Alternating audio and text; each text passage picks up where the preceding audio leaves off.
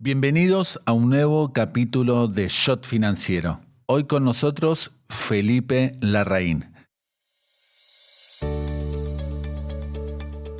Egresado de la Universidad Católica de Chile, obtuvo el doctorado en Harvard y fue ministro de Economía de Sebastián Piñera.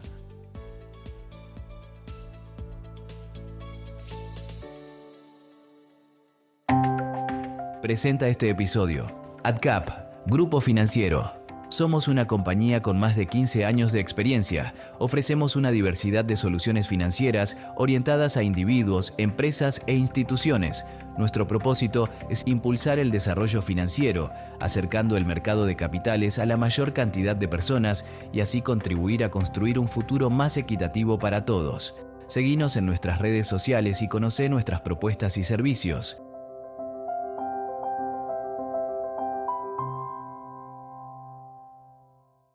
Y ya estamos conectados aquí en Shot Financiero con Felipe Larraín.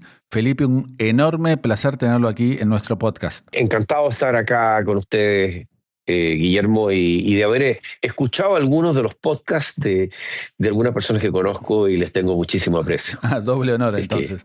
que, sí. Felipe, la primera pregunta es cómo o cuándo le surgió la vocación por la economía. Yo creo que la vocación por la economía me surgió a eso de los 14 años. Yo estaba como inclinado hacia el derecho, estudiar leyes, ser abogado, y de repente me surgió esto, empecé a ver que las cosas que se podían hacer con la economía, no teníamos economía en secundaria como ramo, como asignatura, y creo que una de las cosas, hoy día me parece que hay más lugares o hay muchos lugares donde hay economía básica, que se empieza a enseñar en el colegio. En esa época no. Y creo que es muy bueno que eso haya ocurrido porque abre un poquito el espectro para la gente de las carreras que son más tradicionales. De alguna manera, economía es una carrera un poco más, digamos, más reciente, si uno quiere decirlo así. Y sobre todo la economía profesional es todavía más reciente. Así que eso me pasó y curiosamente, luego que entré a la universidad, me dio la duda a fines de primer año y hice segundo año de economía con una buena parte del primer año de derecho, que fue un año muy duro, pero que al final me reafirmó que lo que yo quería hacer era ser economista. Muy bien.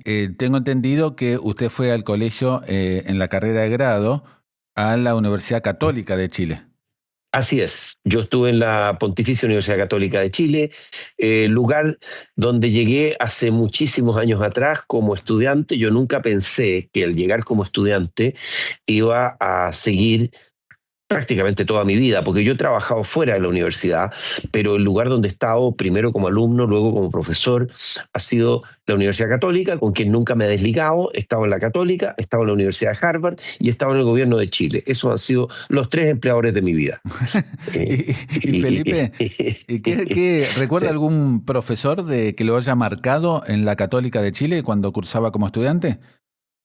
Sí, tenía mucha cercanía con un profesor eh, que hablaba con un acento francés, cuyo nombre era Dominique Hachette. Yo fui muy cercano a él, era profesor de macroeconomía. A pesar de ser chileno, era de padre y madre franceses, y él fue muy importante en mi vocación, de alguna manera en solidificar esa vocación que yo tenía por la economía, porque en ese momento yo me fui a estudiar Derecho, como le contaba, y él estuvo muy interesado en que por lo menos siguiera con el segundo año de Economía, y luego terminó el segundo año de Economía y me dijo, bueno, ¿qué vas a hacer? ¿Vas a ser abogado o economista? Y yo le dije, voy a ser economista. Y ese Dominique, que ya no está con nosotros, fue una persona extraordinariamente importante en todo lo que diría yo el pregrado, la época de pregrado, porque después en posgrado tengo otro que ha sido muy, muy cercano a mí hasta el día de hoy.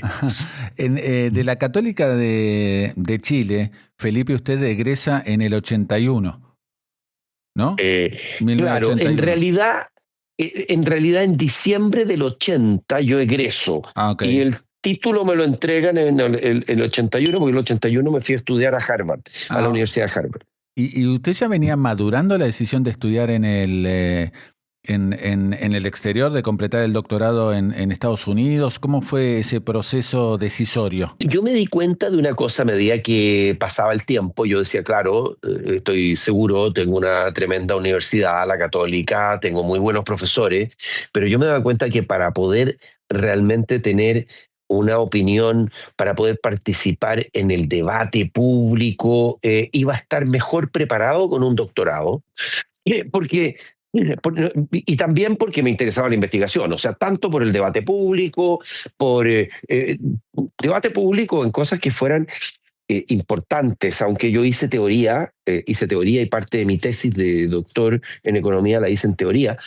A mí siempre me interesó la economía por lo que esto significaba respecto de solucionar problemas del mundo real, no por hacer teoría en sí, que también es un ejercicio apasionante, ¿no? A los que les gusta, y hay gente en universidades en el exterior, en Estados Unidos, en Europa, en fin, y en Asia, que, que se dedican a la teoría, pero yo sin desmerecer la importancia de la teoría, a mí me gusta la economía aplicada. Me gusta la economía aplicada porque creo que y además he tenido la oportunidad de aplicarla desde el gobierno, y uno se da cuenta que al final del día las ideas, uno tiene que saber qué es lo que pasó en otras partes, no pensar que eh, el país de uno es único en muchas cosas, pero la teoría económica tiene una aplicación en muchos temas que es bastante universal. Claro. Entonces uno no puede pensar que uno va a ser el distinto, ¿no? No, no, es que, y a mí me pasó, conversado a veces con algunos economistas amigos argentinos y me decían, oye, yo le decía, pero eso no va a funcionar. Y entonces me decían, no, es que Argentina es distinta, me decían a No, mí. no. Entonces yo decía, oye, pero que la economía es una sola, y por Claro. supuesto que hay muchos detalles, muchas cosas especiales de los países, pero usted sabe que si va a aumentar la masa monetaria, la va a doblar, pues lo más probable es que va a tener un efecto en precios muy importante, y que la inflación tiene mucho que ver con la masa monetaria, más allá de los efectos que puede haber. De algunos shocks temporales como, Claro. como los shocks del petróleo y otros. Entonces, yo pensaba que todo eso, esta mezcla, yo me dedicaba al mundo académico toda la vida, pero con periodos largos en el sector público, ¿no? Chileno. Y en ese sentido, pienso que el haber hecho el doctorado me preparó mejor para el trabajo que yo tuve que hacer. Y, Porque y, yo no entré al sector público como un político, sino que yo entré como un economista profesional que tuvo un cargo político. El ministro de Hacienda es un cargo político. sí, claro. Y Felipe, ¿cómo le costó ingresar a Harvard? ¿Cómo aplicó a varias universidades? ¿Cómo consiguió el fondeo? ¿Cómo fue su experiencia en la previa para llegar a Harvard? Obviamente debe haber Sí, tenido buenos promedios en la Universidad Católica de Chile. sí, a mí me fue bien aquí en el pregrado, y yo decidí algunos se iban por el máster. Eh, yo salí y postulé directamente al doctorado, porque me parecía que al final yo quería escribir una tesis, quería tratar de ver si podía aportar algo en la economía, y claro, y postulé a 5 universidades afuera, y tuve la suerte de que me aceptaron en ellas. Ah, Y muy ahí bien. pude escoger yo postulé a Princeton, a MIT, a Harvard, a Stanford y a Yale. Y tuve la suerte de poder escoger y irme a Harvard, que yo tenía siempre esa idea, pero como uno no sabe cómo le va a ir en la postulación, bueno, es posible que no le resulte en alguna u otra. Entonces por eso esto es como la teoría de portfolio, ¿no? Uno dice, me voy a portfoliar, voy a, voy, A voy a postular diversificar. a varias, porque lógico, y aquí la que resulte, ahí veré entre las que resulte. Y ¿Y la por verdad qué es que no no aplicó fue. a Chicago por alguna razón especial? ¿No aplicó? Sí, ¿sabe por qué? ¿Por qué? Porque yo tenía la mayor parte de mis profesores eran de Chicago. Ah, ok. Entonces yo sentía que en la Católica.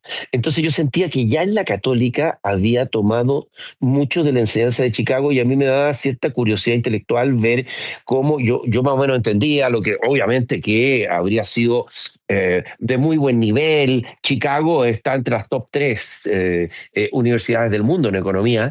Pero yo pensaba que era interesante tener una formación que me complementara y no ir a profundizar muchos de los conceptos que yo ya había recibido aquí en la Católica, que es una decisión que varios colegas míos dijeron, no, yo voy a seguir en Chicago porque yo ya conozco más o menos cómo es la cosa allá, porque por los profesores, yo tuve muchos profesores, la mayor parte de mis profesores eran o doctores o máster en economía en Chicago.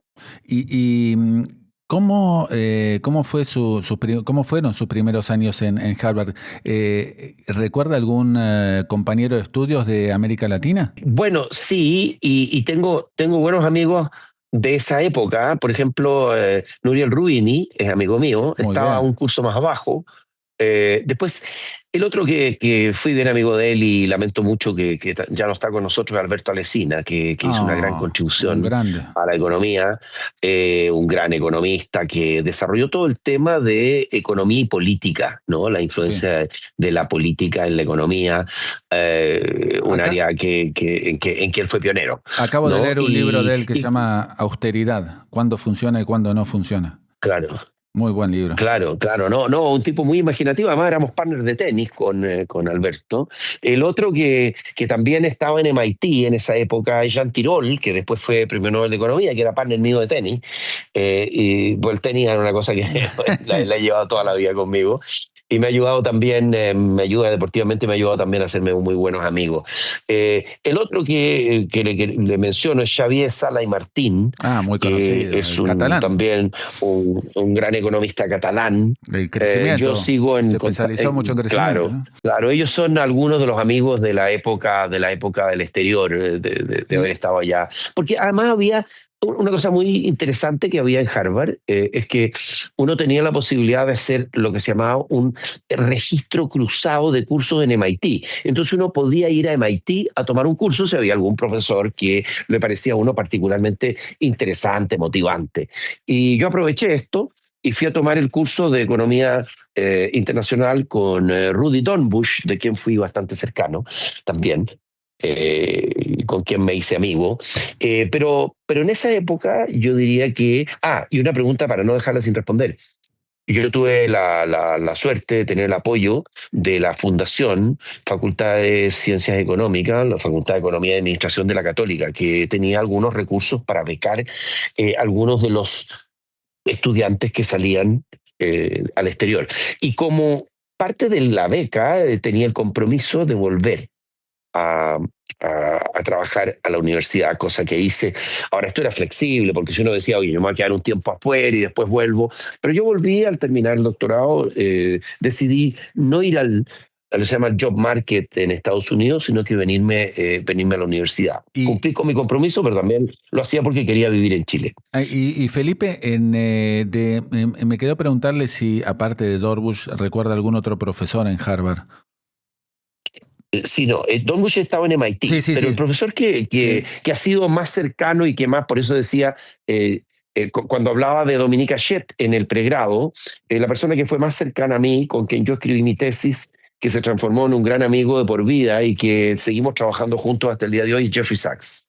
Claro. Jeff Sachs fue mi profesor de Economía Internacional, luego me contrató como su ayudante, hice mi tesis doctoral con él, luego que terminé la tesis me propuso que nos fuéramos a trabajar a Bolivia en la estabilización de una economía que estaba en hiperinflación. Ahí no estaba Martín y, Redrado también, con Martín Redrado. Así es. Estuvo Martín, estuvo Allen Sanginés, otro gran amigo mío de la época de Harvard, y yo estuve trabajando ahí bastante tiempo. Y muy intenso, yo diría, tal vez no fue tanto el tiempo, pero fue muy intenso ese trabajo, ¿no? De haber estado ahí y haber sido parte del Consejo de Estabilización de Bolivia. Fue una cosa muy especial haber trabajado con una persona que admiré mucho, que es el doctor Víctor Páez Tensoro, a quien me tocó conocerlo, presidente de Bolivia, y yo estaba recién terminado mi estudio, el doctorado, me había graduado recién, y mi primer trabajo fue irme a Bolivia. Mm. Y aterricé en La Paz. ¿Ah? Aterricé en La Paz en el medio de una hiperinflación. Y esto para decirlo, porque tal vez como trabajo es un problema muy serio para los habitantes de un país que vive en hiperinflación, es una tragedia. Pero para un economista profesional que su primer trabajo es aterrizar en una hiperinflación e intentar ayudar a que se pare la hiperinflación es una experiencia fascinante. ¿Qué recuerda así anécdotas de la hiper de Bolivia? Bueno, muchas cosas. Yo me acuerdo que en primer lugar estábamos en un hotel y esto es cierto que era en 1985, ¿no? Pero el decreto, el 21060, que es el que es fundamental en parar la hiperinflación en Bolivia, que requirió hacer medidas muy duras, es de agosto del 85. Yo había terminado, me había graduado en junio del 85, o sea, venía recién llegado. Y una de las cosas notables es que cosas que se producen en las hiperinflaciones es que, primero, bueno, había una gran depreciación de la moneda. La gente no creía en la moneda local por razones obvias, ¿no es cierto? La moneda pierde mucho valor y de alguna manera lo que se dice en una hiperinflación, el dinero quema los bolsillos de las personas y la gente quiere deshacerse de él. La gente ahorra y mantiene dinero, no solamente ahorra, en dólares. La economía estaba completamente dolarizada. Y yo recuerdo que además estaba muy barato. Uno almorzaba bien a pesar del tiempo, por $5, almorzaba en un buen restaurante. Entonces, lo primero era, había un tema con los precios, ¿no? Con los precios en moneda, expresados en moneda extranjera. Lo segundo también era sorprendente era cómo la gente, y uno buscaba en los mercados, Sí. habían personas, mujeres que ofrecían naranja, pero usted le decía, oiga, ¿y tiene dólares? Y tenía unas polleras grandes, falda grande, y levantaba la pollera por un lado y salía una cantidad enorme. O sea, eran cambistas también. Entonces, Sí. eso, o sea, porque la gente, lo que ocurre en estos procesos es que la gente, primero el dinero pierde casi todo su valor, los sueldos el que puede, pasa a tener un sueldo expresado en moneda extranjera. El que gana en moneda nacional tiene una erosión del valor de su salario enorme, del valor real.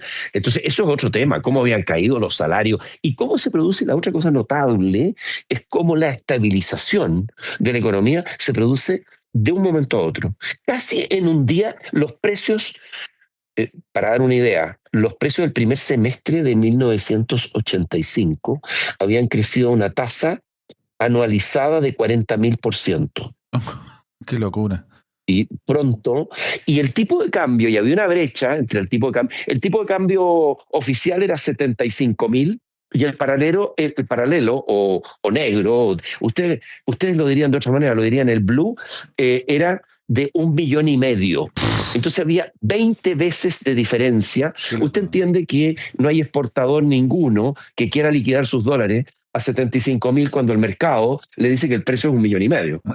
Qué Y locura. luego, y luego se estabiliza, se unifica el tipo de cambio y, y, y pasó a estar en un rango, cosa que habíamos, de alguna manera también habíamos pensado que iba a ser así.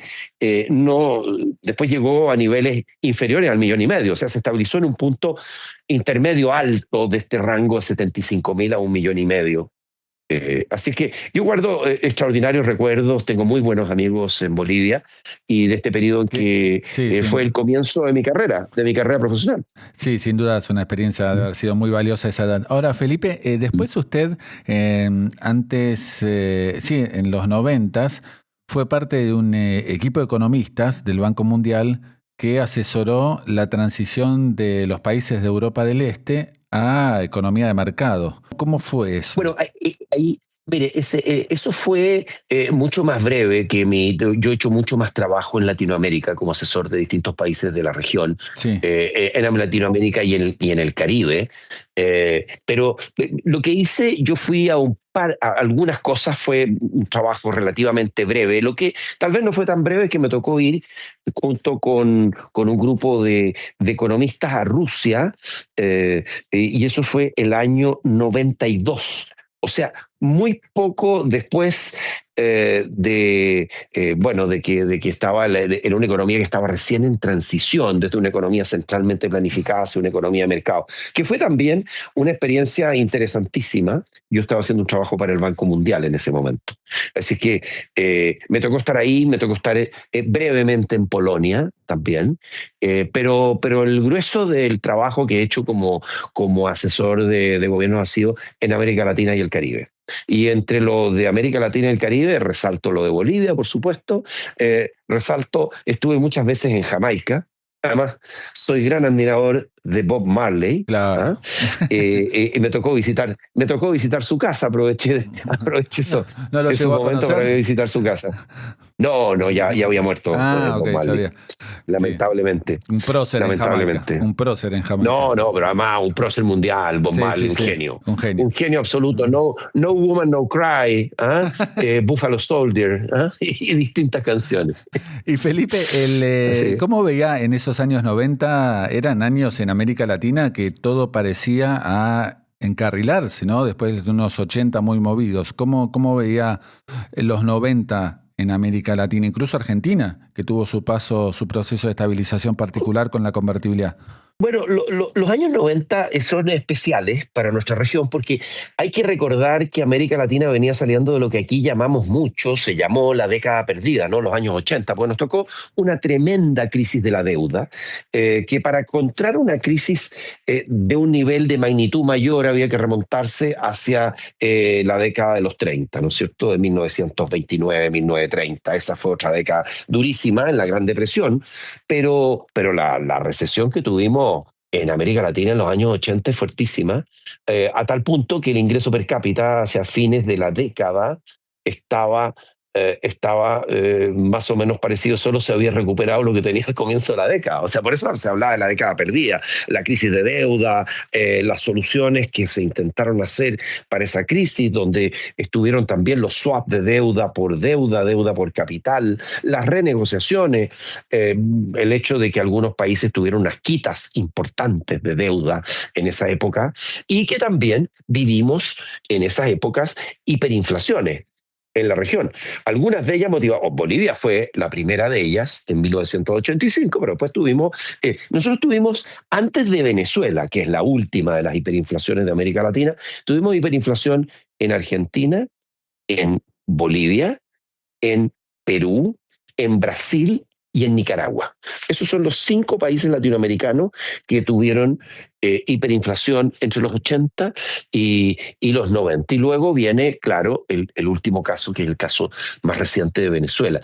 Pero los 90 fueron una época interesante, una época en que varios países, entre ellos el mío, recuperaron la democracia, en que llegan fuertes flujos de capitales, pero por ahí tenemos el año, y hay una cantidad de cambios, reformas estructurales, se abren las economías, se liberalizan los mercados financieros, hay algunas reformas interesantes también en los mercados laborales, aunque menos, se privatizan muchas empresas públicas. Entonces, hay un cambio en el paradigma. Recordemos que nosotros veníamos del modelo de sustitución de importaciones que había campeado en América Latina desde la década de los 50, ¿no es cierto? Y bajo la influencia del economista argentino Raúl Prebisch, pero también de Hans Singer, ¿no? En esa época. Entonces, veníamos de este modelo, tuvimos una gran crisis y dijimos, mire, la verdad es que fue al final un convencimiento de que debíamos salir de este modelo de sustitución de importación, y lo digo con alguna actualidad,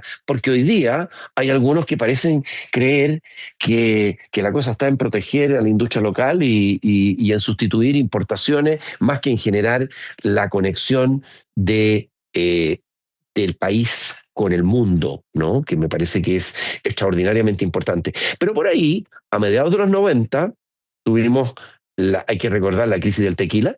Eso fue por el Sí. 95, y después nos cae la crisis asiática, pero nos cayó con un rezago. La crisis asiática que parte en 1997 con la devaluación del baht tailandés y que luego se extiende a una serie de países asiáticos.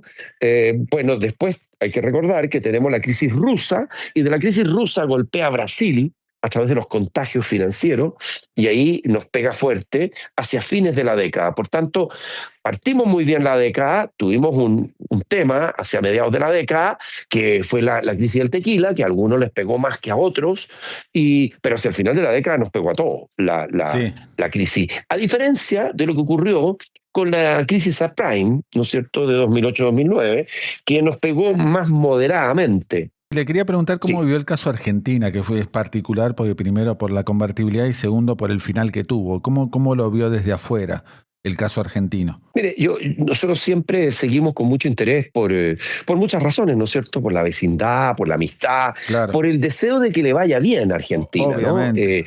Pero porque la verdad es que aquí hay gente que cree, es curioso, ¿ah? Cree que uno tiene que diferenciarse, que ojalá que al otro le vaya mal para que uno, No, no, por no. comparación, Sí, no lo es vea. fútbol Y yo creo esto. que esto es al revés. No, no es Yo creo que esto es al revés. claro. ¿Ah?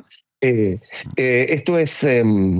esto es al revés en el sentido de que a uno le conviene tener una región donde a todos les va bien, porque así atraemos muchos capitales hacia la región, inversión extranjera, gente que viene que busca horizonte. La inversión extranjera tiene todo el mundo para escoger. Entonces ojalá que fuéramos una región atractiva, y no solamente atractiva por nuestros recursos naturales, sino también porque tenemos instituciones que funcionan, porque respetamos las reglas del juego. Y yo creo que, bueno, indudablemente Argentina ha tenido una cantidad importante de crisis, de default, y yo espero, bueno, tal vez habrá un espacio para comentarlo después, yo espero que les vaya muy bien en el proceso que están embarcados ahora. Les deseo lo mejor, porque desde acá miramos con mucho interés lo que está pasando allá, el tremendo ajuste fiscal, en fin, y que se ha logrado, la reducción de la inflación. Y claro, esto tiene que consolidarse en el tiempo, ¿no? Claro, Pero claro. por lo menos han habido progresos importantes. Y Felipe, ¿cómo fue su llegada al Ministerio de Economía en Chile en el 2009? Claro, en realidad fue el 2010, Sí, el 2009 exacto, fue fue la la elección, elección. claro. La elección fue entre diciembre del 2009 y enero del 2010. Ahí me tocó entrar al ministerio en marzo del 2010, la primera vez que entré. Lo que ocurre es que, bueno, yo había participado, yo era muy cercano a Sebastián Piñera. Mm. Él había sido mi profesor en la universidad. Él me recomendó a la Universidad de Harvard. Una de las cartas de recomendación que yo pedí cuando me fui, se la pedí a él, que había sido mi profesor, teníamos cierta cercanía, y él me la dio con mucho gusto. Después volví, tuve mucha relación con él y estuve en... él también tuvo una campaña el año 2005-2006, donde perdió. Yo estuve también en esa campaña. Entonces, habíamos tenido ya una campaña donde habíamos perdido, y yo lo seguí acompañando y lo acompañé. Y cuando llegó, me tocó... él me pidió que trabajara el programa económico con él. Tenía mucho interés. Un tema que de alguna manera era como el tema que nos motivaba mucho, es el tema del Chile país desarrollado, ¿no? Que esta cosa de que pudiéramos efectivamente llegar a ser un país desarrollado, por todo lo que esto significaba, en términos, no solamente por romper un registro o un récord, en términos de ser el primer país latinoamericano o de pasar a ser parte del mundo desarrollado, por todo lo que eso significa para el bienestar de las personas. Claro. Entonces, porque es muy notable, como si uno mira, porque a veces a uno le dicen que el ingreso per cápita no importa, que lo que importa es la calidad de vida, pero resulta que la calidad de vida está correlacionada con el ingreso per cápita, no Sí. perfectamente, ¿eh? Por ejemplo, hay el índice de desarrollo humano que hace las Naciones Unidas, y hay diversas medidas. Hoy día andamos con medidas de felicidad, que también lo encuentro extraordinariamente interesante, porque después de todo uno busca la felicidad, pero le quiero decir que un buen ingreso per cápita ayuda. Entonces, nosotros pensábamos, si logramos sentar las bases, era claro que no iba a ser durante el gobierno, porque no era un proyecto a corto plazo, pero era un proyecto posible, y pasamos a tener en esa época, el primer gobierno de Sebastián Piñera, el mayor ingreso per cápita de la región. De hecho, los desplazamos brevemente, pasamos a tenerlo, los desplazamos a ustedes, que por una época tuvieron el mayor ingreso per cápita. Curiosamente, lo digo, una cosa que siempre le digo a mis alumnos, ojo, que nadie tiene clavada la rueda de la fortuna, porque en 1960 el país más rico de América Latina era Venezuela. Y miren lo que está convertido Venezuela hoy día, ¿no? Entonces, Claro. Bueno, y así fue como el presidente me pidió que me fuera. Ustedes le dicen economía, pero acá es Hacienda. Claro. Aquí es Ministerio de Hacienda. Hay otro Ministerio de Economía que es un ministerio que se trabaja muy en equipo con Hacienda, pero Hacienda es el ministerio que ve todo el tema del presupuesto, impuestos, gastos fiscales y que también tiene toda, buena parte, no toda, pero buena parte de la tuición sobre los mercados financieros del país. Ahora, Entonces, Felipe, usted, sí. bueno, tuvo que llevar adelante la reconstrucción después de lo que fue el terremoto de febrero del Así 2010. es. Primero, ¿cómo vivió ese día de febrero del 2010? Ese día fue ¿Dónde un día estaba? ¿Dónde muy estaba usted? especial. Yo estaba en el campo. Yo estaba en un campo que tengo cerca de Santiago. Tengo unas viñas y me gustan mucho los caballos y era como el lugar de donde estábamos y yo estaba ahí. Esto fue justo antes de que entráramos al gobierno, porque el Claro, terremoto fue el 27 de febrero y nosotros entrábamos el 11 el de día 11 marzo. de marzo, Sí, ¿no? El 11 de marzo. Entonces todavía quedaban unos días. Y el presidente las comunicaciones se rompieron y el presidente en algunos casos se rompieron, o sea, no había celulares, era una cosa, uno no sabía verdaderamente la magnitud de lo que había sido ese terremoto y el presidente nos llamó rápidamente, nos constituimos ese mismo día, esto fue en la madrugada, el 27 de febrero, ese mismo día tuvimos reunión en Santiago, llamada por el entonces presidente electo, nos pusimos a disposición y a trabajar con el gobierno mm, en el tema de la reconstrucción y a nosotros nos tocó dos cosas, yo creo como Ministerio de Hacienda.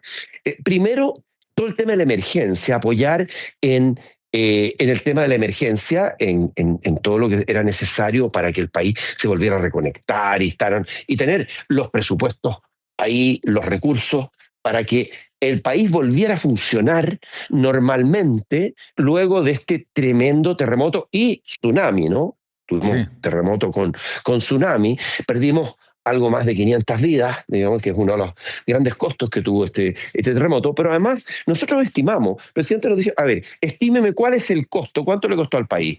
Bueno, y esto nos había costado, nuestra estimación fue 30.000 millones de dólares, de los cuales la infraestructura pública que se había perdido, ¿no es cierto?, se había destruido, eran del orden de 8.400 millones de dólares, lo que había que financiar. Y ahí fuimos con un plan que contempló, bueno, hicimos una ley especial de donaciones, tuvimos también utilizamos recursos de un fondo que había, hicimos una reforma tributaria para la reconstrucción y tuvimos el trabajo de reconstruir el país en la parte financiar la reconstrucción y apoyar en todo lo que era el financiamiento de la reconstrucción. Así que fue una cosa muy especial. Ahora, una de las cosas más notables que tenía el presidente, porque obviamente que al final del día él era quien decidía, ¿no es cierto? Bueno, nosotros le preguntamos, oiga, presidente, nosotros tenemos un tremendo programa. Nosotros habíamos dicho que íbamos a crecer al 6% y que íbamos a crear 1.000.000 de empleo. Entonces, ¿qué vamos a hacer? Y tuvimos una reunión y me acuerdo el presidente dijo, oiga, ¿sabe qué? Vamos a hacer las dos cosas, vamos a reconstruir el país y vamos a intentar cumplir con nuestro programa de gobierno. Y estuvimos muy cerca porque crecimos en promedio los 4 años al 5,4 y creamos el 1.000.000 de empleo que nos habíamos comprometido. Ese fue de alguna manera un bonito epílogo a este primer gobierno del presidente, y luego el país cayó en forma importante en su crecimiento económico, en su creación y generación de empleo. O sea, yo diría que hay que recordar, nosotros veníamos del primer gobierno de Michelle Bachelet, Sí. presidenta Bachelet, que había tenido que hacer frente a la crisis subprime, ¿no? A la crisis de las hipotecas. Mm.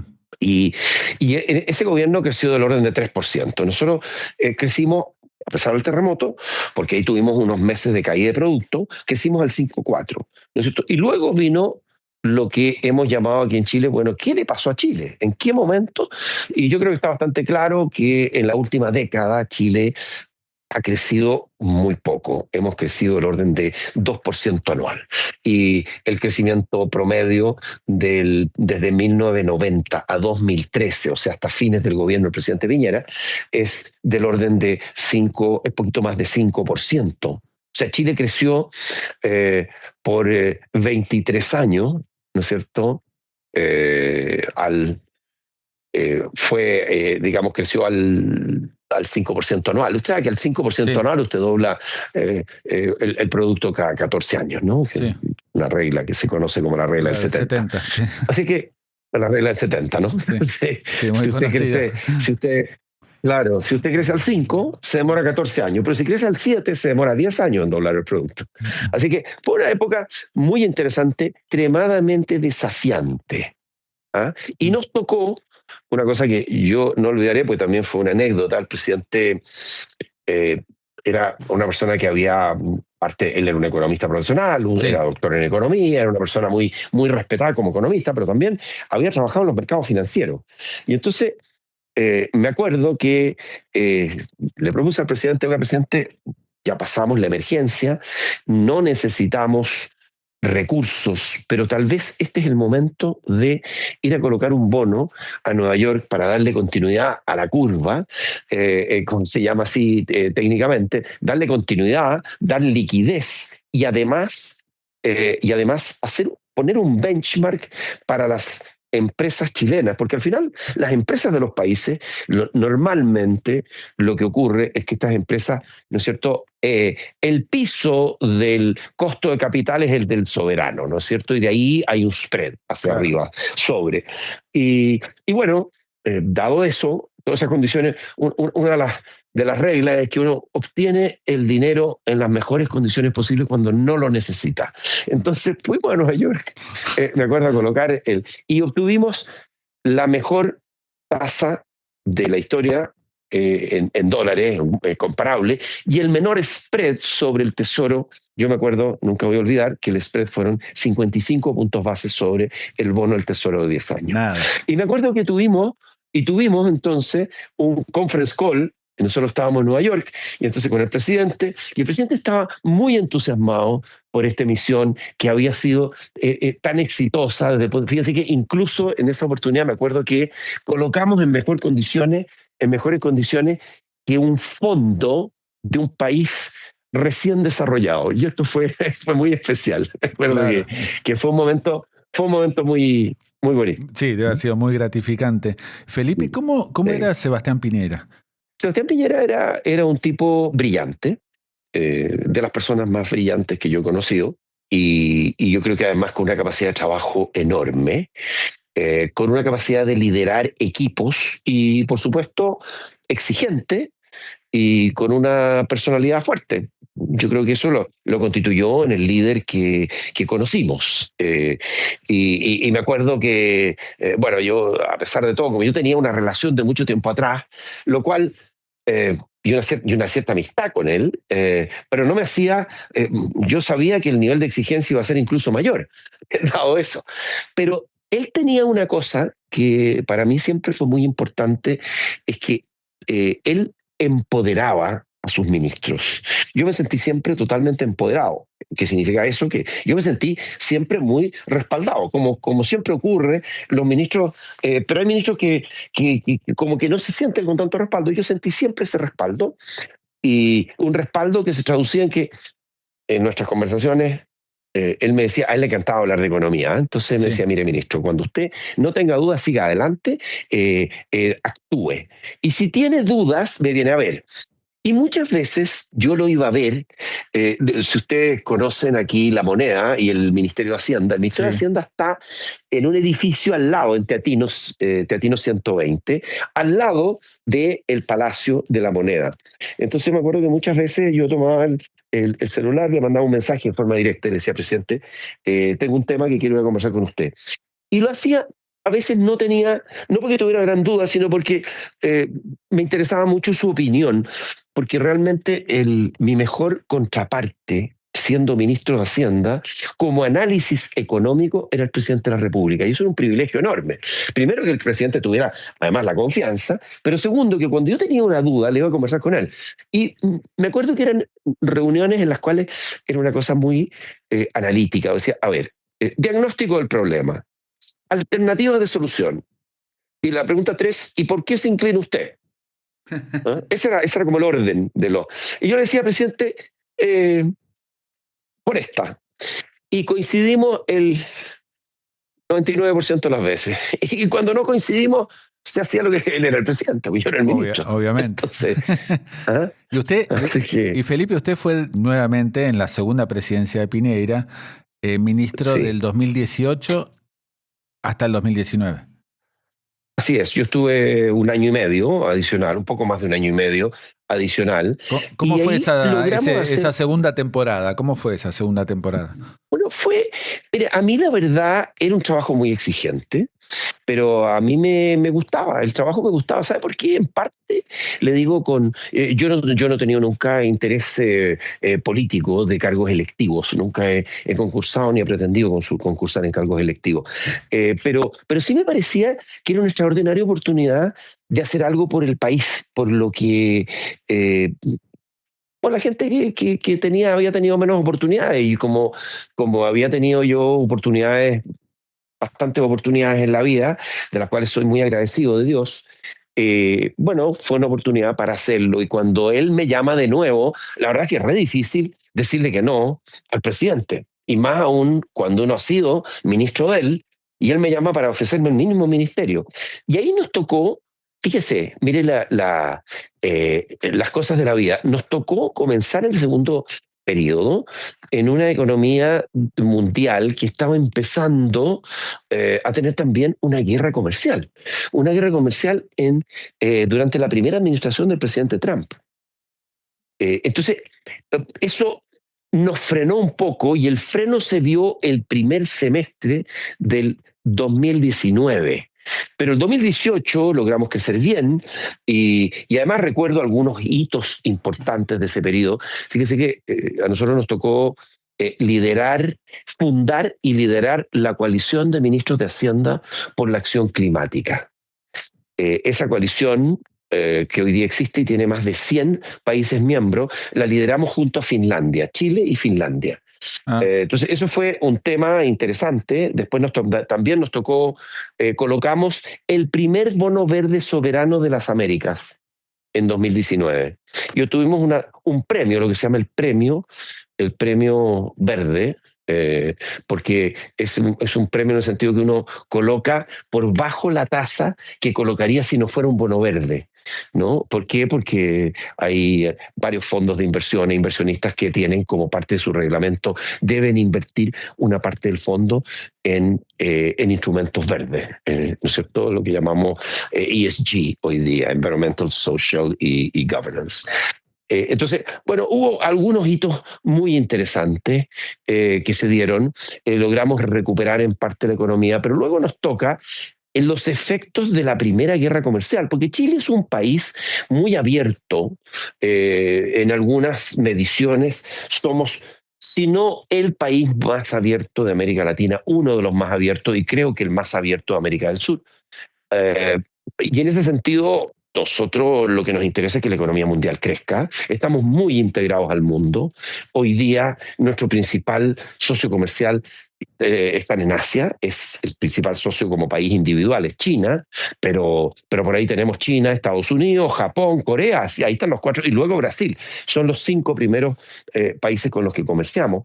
Entonces, indudablemente que esto nos pega que el comercio mundial se ralentice, que el crecimiento de la economía mundial haya caído. Y luego nos tocan varios hechos. Nos tocó el estallido chileno, que en realidad aquí se habla.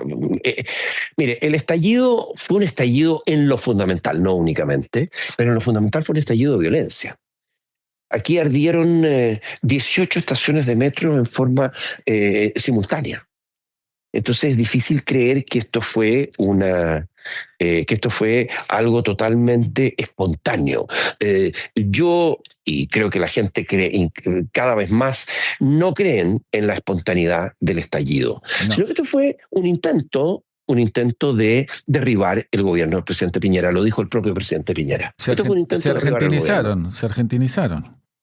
No sé, porque en esa época, esto fue una cosa además, muy triste, porque no solamente se quemaron 18 estaciones de metro, aquí se quemaron pequeños comercios, supermercados de barrio, se quemaron iglesias, tradición cultural de Chile que ardió frente a un grupo de personas que claramente, a mi juicio, con una organización, porque habría sido muy difícil que esto se hiciera. Usted me dice, mire, se quemaron 18 estaciones de metro, pero además se quemaron en el mismo tiempo y además con el mismo método. Qué curioso sería que esto fuera una cosa. Bueno, entonces nos tocó el estallido, luego nos toca la pandemia. Todos vivimos la pandemia, Sí. ¿no es cierto? Entonces, estallido y pandemia, que fueron las otras dos cosas que tocó vivir en el segundo gobierno, que creo que la pandemia se manejó, yo en esa época ya estaba fuera del gobierno, la pandemia, pero creo que se manejó muy bien y así ha sido reconocido internacionalmente. Aquí se salvaron muchas vidas porque se recurrió temprano a las vacunas, al tratamiento preventivo. Se hizo una apuesta por comprar vacunas tempranamente, cuando esto estaba recién, cuando el fenómeno de la pandemia que sacudía al mundo venía recién hecho, y esto fue una decisión del presidente. O sea, es algo que Chile le tiene que agradecer también al presidente Piñera. ¿Cómo se enteró el trágico accidente de Sebastián Piñera, que acá en Argentina la verdad choqueó mucho, fue muy doloroso? ¿Cómo fue su caso particular, Felipe? Mire, en mi caso, es una época de vacaciones, yo estaba de vacaciones en la playa y estaba almorzando en la casa de un muy buen amigo y dejé el celular al lado. ¿No? Las cosas que uno hace, oiga, cuando va a almorzar, no, está con el celular todo el tiempo ahí metido. Lo dejé boca abajo y terminamos de almorzar, nos estábamos pasándolo estupendamente con mi mujer y éramos dos parejas ahí. Y yo levanto el celular y tenía 120 mensajes de WhatsApp. No. Y entonces me di cuenta inmediatamente que algo grande, algo muy fuerte había pasado y empecé a leer y ahí me di cuenta de la tragedia. Y la verdad, fue una tragedia en muchos sentidos. Tragedia primero para su familia, para sus amigos, en lo humano. Sí, obviamente. En lo humano muy fuerte. Pero también yo diría que una gran pérdida para Chile. Es una gran pérdida porque Sebastián Piñera, como expresidente, no se desentendió de lo público. Él siguió colaborando. Curiosamente, a pesar de haber tenido un adversario muy enconado en el actual presidente, él colaboró con el presidente Boric. Y en particular habíamos tenido una serie de incendios ese verano, particularmente uno muy fuerte en Viña del Mar, que cobró muchas vidas y se perdieron. En fin, se perdió el Jardín Botánico de Viña, se perdieron muchísimas viviendas de personas. Él estaba preocupado de poner y poder ayudar y poner a las personas que habían estado en eventos similares que habíamos tenido durante su gobierno, de ponerlos a disposición del gobierno de un color político totalmente distinto, ¿no es cierto?, de la oposición total, y que además había sido muy duro con él. Cosa que, bueno, lo digo porque además el presidente estaba involucrado. Una persona que además con su mérito y esfuerzo había construido una muy importante fortuna, en vez de dedicarse a disfrutar de la vida. No es que no disfrutara de la vida, pero no se dedicaba a eso. Él dedicaba la vida fundamentalmente a los temas públicos. Y a construir. Y yo creo que la pérdida fue más allá, porque él había construido el grupo Libertad y Democracia, ¿no es cierto?, que es un grupo de expresidentes de centro y centro derecha y derecha de Latinoamérica que él estaba liderando en ese momento. Entonces, él era un líder aquí en Chile para su sector, para el país, pero trascendía porque era un líder a nivel internacional y particularmente a nivel latinoamericano. Entonces creo que todo eso es una tremenda pérdida, la muerte prematura del presidente Piñera, en una época en que él estaba extraordinariamente activo. No es que esto le llegó en un momento en que él estaba retirado. No, él no estaba retirado. Y las imágenes que yo recuerdo con la familia, con los nietos, eran, bueno, hablaban de un hombre muy, muy familiero también. Absolutamente, yo he estado mucho, tengo una muy buena amistad con la familia, con la viuda del presidente, con Cecilia Morel, con sus hijos, nos hemos visto bastante. Y bueno, es una pérdida y es una ausencia enorme. Sin dudas.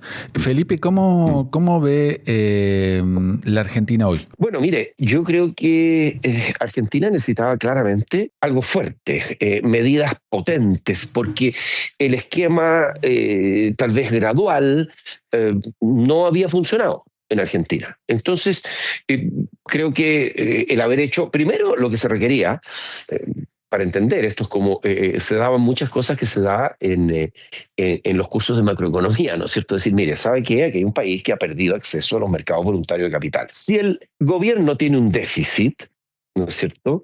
Hay un déficit fiscal importante. Al final, el prestamista de última instancia es el Banco Central, que si tiene moneda independiente, lo tiene que financiar. Entonces estaba claro que para poder controlar la inflación había que hacer un ajuste fiscal muy significativo. Yo creo que eso es un elemento central del actual programa de gobierno.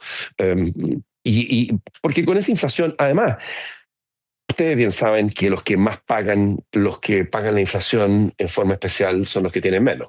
Porque los que tienen menos son los que tienen menos formas de defenderse del fenómeno inflacionario. Entonces, ese flagelo que es la inflación, inflaciones desatadas que uno no sabe en qué momento pueden terminar en la hiper, ¿no? Y ustedes lo han vivido en el pasado. Inflaciones que de repente se desbocan. Entonces, primero, el ajuste fiscal para eliminar la causa fundamental del incremento de la masa monetaria y del incremento de los precios.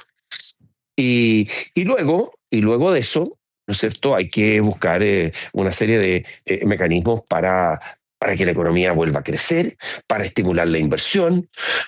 Y el otro tema, que también no es menor, ¿no es cierto?, de tener una política cambiaria que también estimula a la exportación. Y yo creo que ahí, claro, ahí hay un desafío importante que tiene hoy día el país, porque ha habido una apreciación muy significativa de la moneda. Mire, yo estaba mirando algunas series históricas y en estas series el tipo de cambio real, ¿no es cierto?, el que corrige por la inflación externa y la inflación local, ha caído de forma muy importante. Entonces yo creo que ahí hay un desafío importante, hay otro desafío en una serie de reformas más estructurales. Y yo creo que hay algunas cosas que también están pendientes. Está pendiente que este tremendo esfuerzo fiscal se traduzca en instituciones fiscales que puedan perseverar y perpetuar en el largo plazo, ¿no es cierto?, este buen comienzo que ha habido en materia fiscal. No, además, voy a decirle una cosa, mire, ¿qué significa, por ejemplo, vaca muerta en plena operación? Vaca muerta va a ser uno de los principales productores de hidrocarburos, bueno, ciertamente en la región, y yo creo que algunos de los grandes a nivel mundial. Y eso ustedes lo tienen ahí. Ustedes tienen extraordinario, mira, la soja argentina. Argentina es uno de los grandes productores de soja. O sea, hay una serie de recursos y condiciones que tiene Argentina que si se controlaran estos problemas macroeconómicos que ha tenido el país en el pasado, es una economía que debería volver a crecer. Y ojalá que sea así, y ojalá que puedan atraer capitales extranjeros, que se deje atrás la recesión, ¿no es cierto? Por el año pasado ustedes tienen recesión, pero venían de recesión. Y que pueda ser, como se espera que sea, el año 2025, el año del despegue definitivo de Argentina. Ahora, una vez recuerdo que para explicarme, justo usted comentaba recién, ¿no? Una vez un amigo chileno me dijo que el secreto de Chile precisamente para el éxito económico ha sido las instituciones, ¿no? ¿Y es así?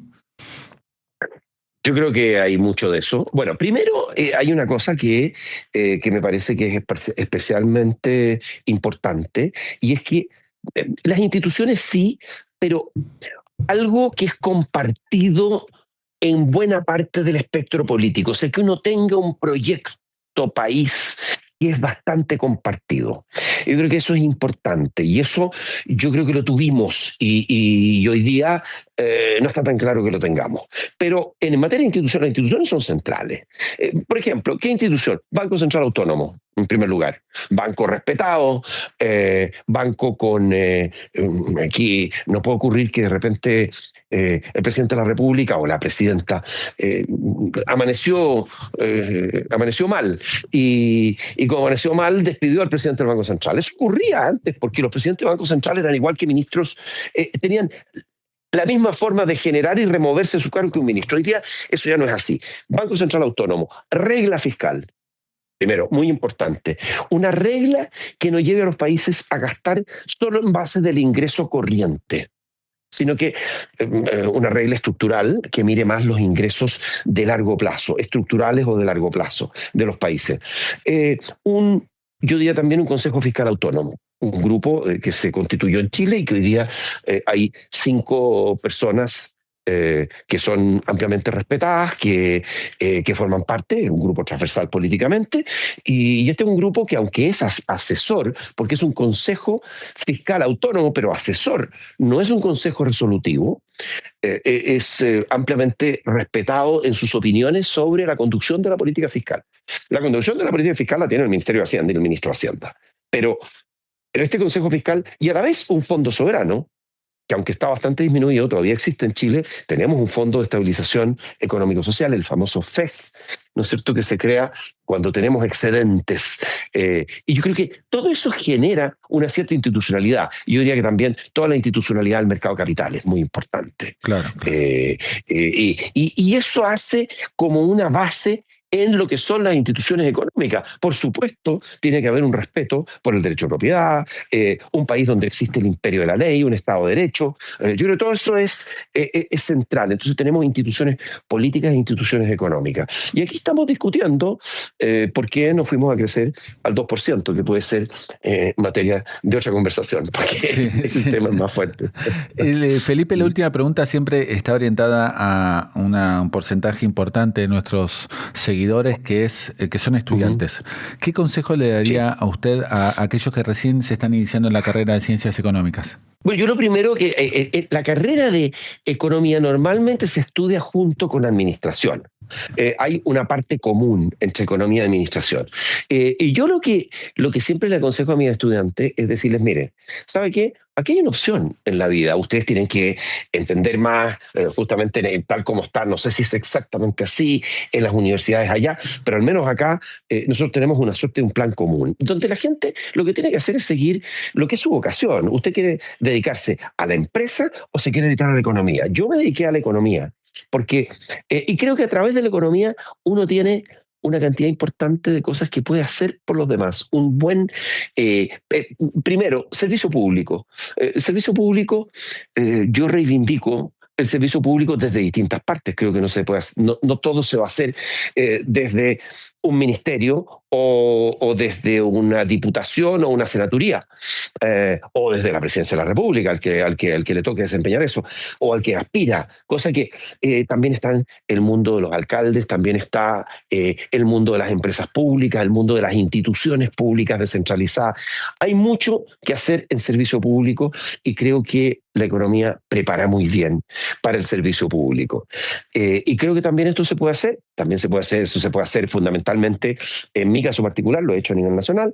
Creo que también la universidad, estar en la universidad, enseñar es una forma de hacer también servicio público, y está también hacerlo a nivel internacional. Hay una serie de organizaciones, Naciones Unidas, Banco Mundial, Fondo Monetario, Banco Interamericano de Desarrollo, CAF, Banco de Desarrollo de América Latina y el Caribe, donde también hay un campo laboral extraordinario para un economista, sin desmerecer, y digo porque van a ser los menos, los que se van a dedicar a la universidad, a ser profesores, a ser académicos. A mí me parece la vida académica extraordinaria, pero estoy consciente que son los menos los que van a seguir la vida académica y que a través de la investigación, a través de la participación en el sector público, es mucho lo que uno puede hacer por los demás.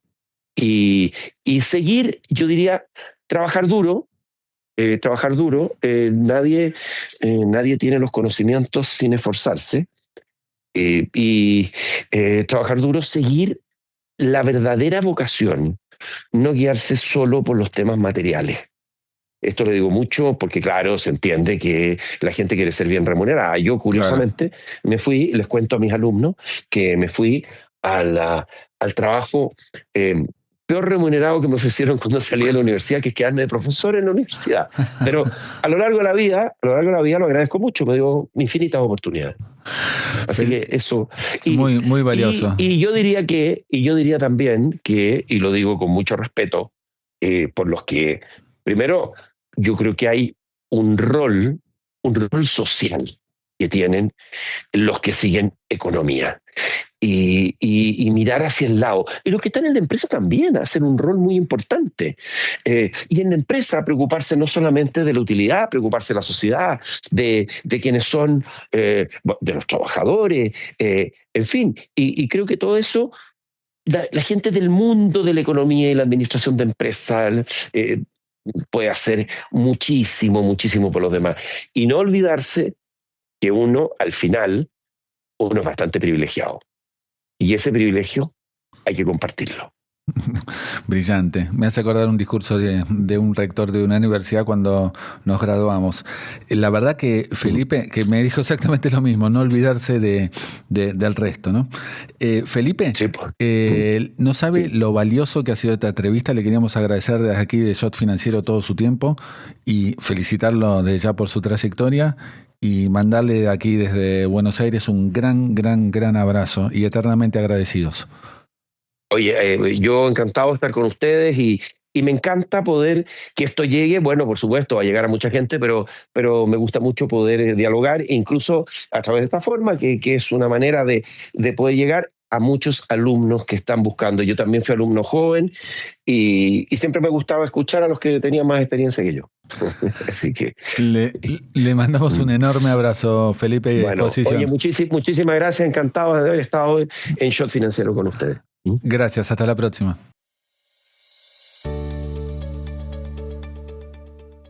Hasta aquí la entrevista con Felipe Larraín. Nos reencontramos en una semana con otro invitado de Shot Financiero. Chau.